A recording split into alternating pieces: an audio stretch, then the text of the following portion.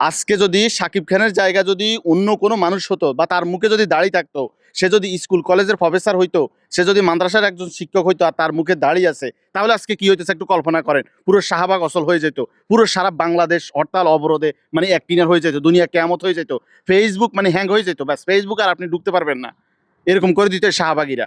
আজকে কোথায় গেছে সেই শাহবাগীরা? আজকে কোথায় গেছে নর্তকীরা? তারা এখন কোথায়? তাদের কোনো একটা প্রতিবাদ দেখছেন? তাদের কোনো একটা পোস্ট দেখছেন? শুধু দেখছেন কোথায় ওই যে লুবাবা কেন বিয়ে করছে, তার বয়স কেন 16 বছর।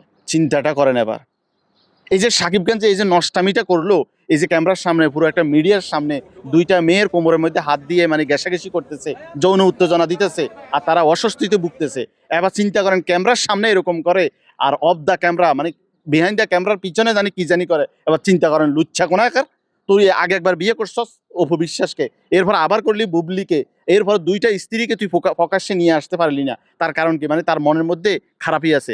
বিয়ে হচ্ছে স্বাধীনতা, বিয়ে হচ্ছে দিনের একটা অর্ধেক পালন করা আপনার ইবাদত। সেখানে বিয়ে যদি আপনি গোপন করেন, বিয়ে কোনো গোপনের বিষয় না, বিয়ে হচ্ছে প্রকাশ্যের বিষয়। বিয়ে কোনো গোপন করা যায় না, কারণ যারা বিয়ে গোপন করে তাদের মনের মধ্যে কুপ্রস্তাব থাকে, তাদের মনের মধ্যে শয়তানি থাকে। এই কারণে তারা বিয়েকে গোপন করে। মনে রাখবেন, আজকে সেই শয়তানির প্রতিফল এবার জাতির সামনে উঠে এসেছে। এবার আপনারা বুঝতে পেরেছেন তো?